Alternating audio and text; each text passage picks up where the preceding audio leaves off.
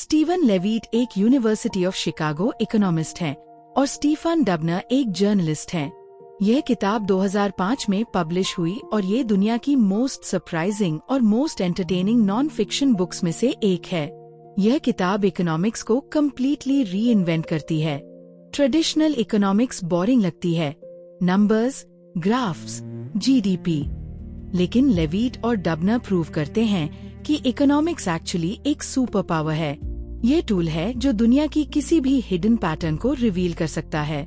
किताब का सबटाइटल है अ रोग economist explores the hidden side of everything, और यही है इस किताब का प्रॉमिस।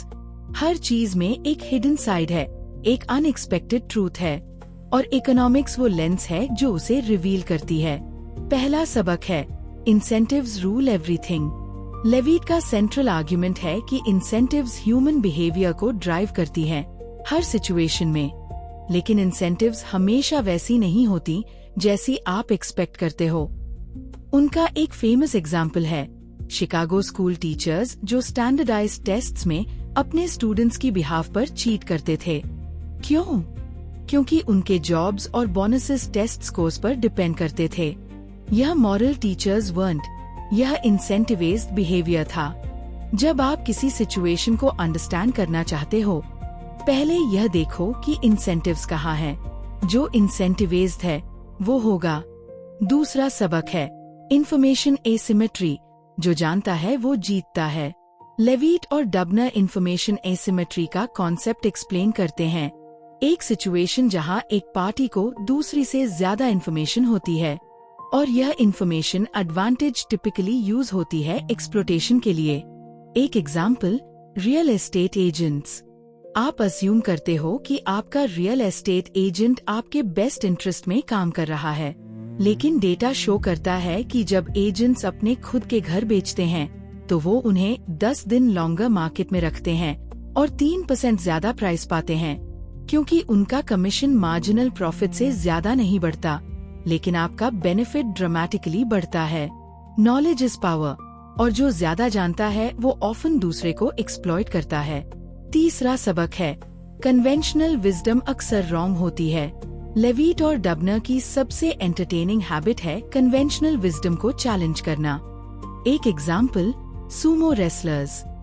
जापानीज सूमो रेसलिंग में एक रेसलर जिसके पहले से 7 विन्स हो और 8 हेथ फाइट जीते, उसकी रैंक सेफ होती है। रिसर्च शो करती है कि 7 से 7 रिकॉर्ड वाले रेसलर्स 8 हेथ फाइट में 80% टाइम जीतते हैं अगेंस्ट 8 से 6 रिकॉर्ड वालों के। इससे सजेस्ट होता है कोल्यूशन। रेसलर्स आपस में डील करते हैं, जो नोबल और प्योर ट्रेडिशन लगती है, उसके अंदर भी इंसेंटिव ड्रिवन करप्शन हो सकती है। चौथा सबक है क्राइम और अबॉर्शन, एक कंट्रोवर्शियल कनेक्शन। यह किताब का सबसे कंट्रोवर्शियल सेक्शन है। एक 1990s में अमेरिका में क्राइम ड्रामेटिकली गिरी। एक्सपर्ट्स ने कई एक्सप्लेनेशंस दिए, better policing, economic growth, gun laws, लेकिन लेविट एक कम्प्लीटली डिफरेंट एक्सप्लेनेशन प्रपोज करते हैं। रो वी वेड 1973 का अबॉर्शन लीगलाइजेशन। उनका आर्ग्यूमेंट है कि जो चिल्ड्रन बॉर्न होते अनवांटेड फैमिलीज में, जो मोस्ट क्राइम प्रोन होते, वो सिंपली बॉर्न नहीं हुए। 18 से 20 साल बाद क्राइम रेट्स गिर गईं। यह एक डीपली अनकंफर्टेबल हाइपोथेसिस है, लेकिन डेटा उसे सपोर्ट करता है।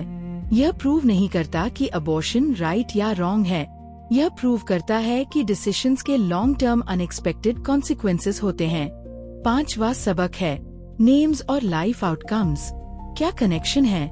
लेविट और डबनर एक फैसिनेटिंग रिसर्च शेयर करते हैं। क्या आपके नाम का आपकी लाइफ पर इम्पैक्ट होता है?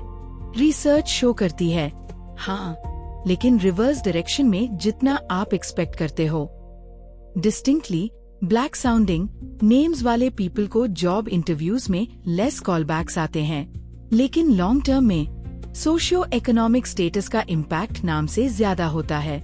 जो पेरेंट्स डिस्टिंक्टिव नेम्स रखते हैं वो usually specific socio economic group से होते हैं, और वो सोशियो इकोनॉमिक फैक्टर्स ही आउटकम्स को ड्राइव करते हैं, नॉट द नेम पर से। Correlation causation. छठा सबक है ड्रग डीलर्स और कॉरपोरेट हायरार्की। लेविट ने एक सोशियोलॉजिस्ट के अनपब्लिश्ड डेटा तक एक्सेस किया, जिसमें एक शिकागो ड्रग गैंग की एक्चुअल फाइनेंशियल रिकॉर्ड्स थीं। रिजल्ट्स शॉकिंग थे। एक ड्रग गैंग की स्ट्रक्चर एग्जैक्टली एक मैकडोनल्ड्स फ्रैंचाइज जैसी है।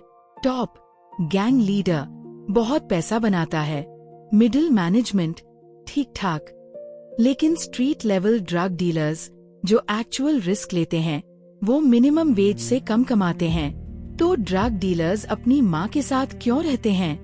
क्योंकि वो अफोर्ड नहीं कर सकते कहीं और रहना। यह ग्लैमरस ड्रग लाइफ की रियलिटी है।